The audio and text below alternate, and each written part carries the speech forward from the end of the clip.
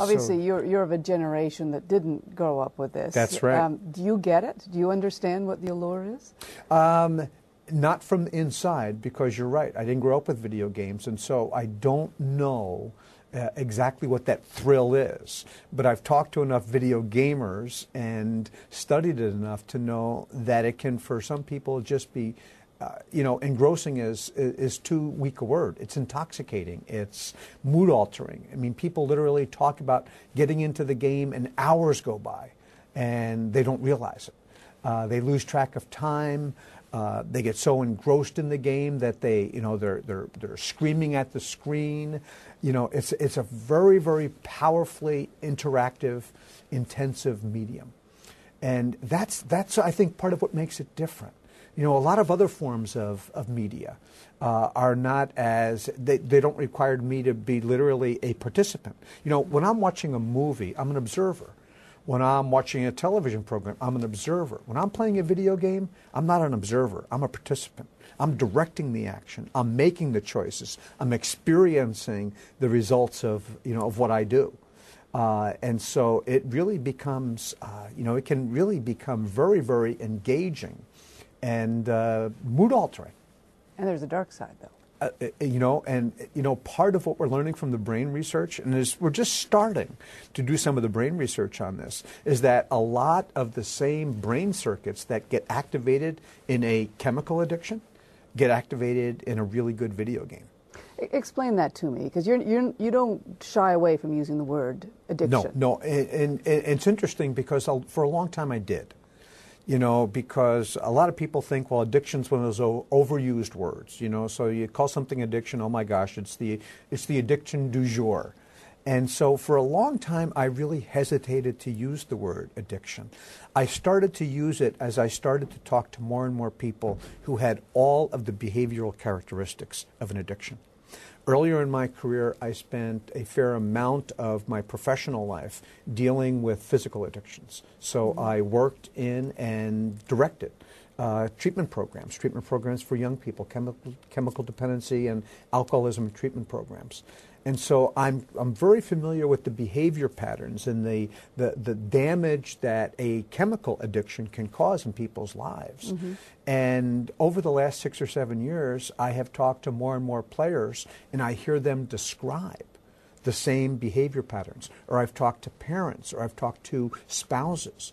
The woman who basically said to her husband, you have to choose between me and the video game, and he chose the video game. Literally destroying relationships.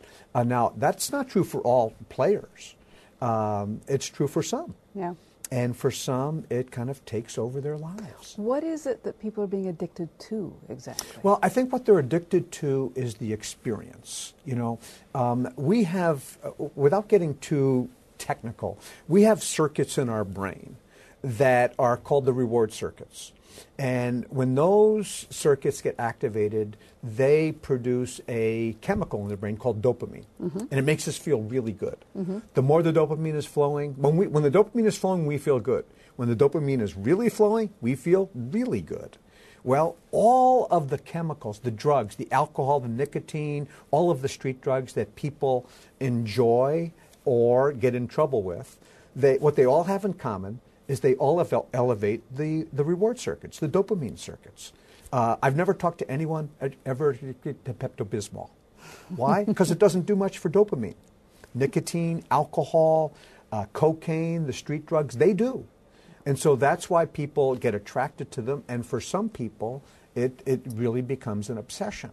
Well, what we know from some of the early brain research is that video games can stimulate those same circuits, which of course makes sense when we see the behaviors. When you see people really enjoying something and they really want to do it, and it starts to become the object of desire, then we can almost assume that what's going on inside their brain is that those reward circuits are being activated.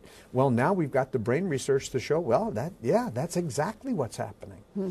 And our brain is really good at getting us to pay particular attention to things that are either painful and scary, or things that are very, very pleasurable. The ones who get involved in the competitive aspect of this, who are they, and what is so alluring to them about that? The kids who get involved in competitive gaming are typically kids who, of course, first prerequisite is they really enjoy it. And so they put a lot of time in on it. They're also the kids who are quite skilled. And so, they start to get a lot of a lot of praise from other gamers. Wow, you're really good.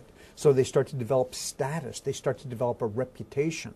And because it's something that's so important to them, getting recognized as really good is something that's very, very reinforcing. So then they want to get even better at it. And as they get better at it, then they get more approval, they get more recognition, they develop a reputation, and then now with competitive gaming, there are rankings called ladders where they can literally gain notoriety. And then, of course, there's the opportunity to enter tournaments, win prize money. And then for very few, but for some, they get so good that they literally get signed to a contract. They get sponsored by companies that want to sponsor teams. Now, devil's advocate, what's wrong with that? The world is full of young people playing sports who follow exactly that same path. Absolutely. Why should we be concerned about this with video games? The talented young hockey player who puts in hours on the ice, and his dream is to become an NHL hockey player. So there's nothing necessarily wrong with that, unless you start to pay such a price in other areas of your life. When something's causing me a lot of trouble, then the common sense thing would be then to stop or cut back. If I go into the kitchen and touch the hot stove, and then I keep doing that, after a while you'd scratch your head and say, if this is causing you so much trouble, why do you keep doing it? It doesn't make any sense. Well, if we get if we get into any behavior and it's starting to cause us a lot of problems, then common sense would say then, keep it within reasonable bounds so you can enjoy it. Yeah. When some people don't seem to be able to keep it within reasonable bounds, then you start to say, well, it's starting to have some downside. So in and of itself, I don't think there's anything inherently bad or wrong with competitive gaming. It's when particularly young people get so obsessed with it that they literally start to pay a big price in other areas of their life. And it's easy to get sucked into it, isn't it? It is easy to get sucked into it because the games are so engaging, they're so engrossing. And the research shows that a lot of those M-rated games are being bought by parents anyway, right? That's right, yeah. A lot of, when we've done research, we find something curious. When we ask parents, do you follow the ratings? Parents at a fairly high percentage will say yes. When we ask their kids, do your parents follow the ratings? Kids will say, not really. And so I think a lot of parents know that the answer that they're supposed to give is yes, that I follow the ratings.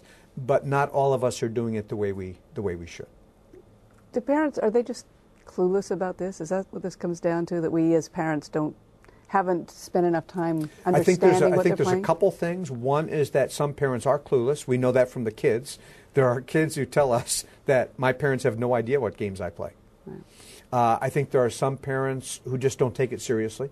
They don't think, in terms of the things that some parents will say, in the terms of the things that I have to worry about, sex, drugs, and rock and roll, video games are the least of my worries. At least I know where my child is. Exactly. Yes. Exactly. I know he's downstairs playing video games.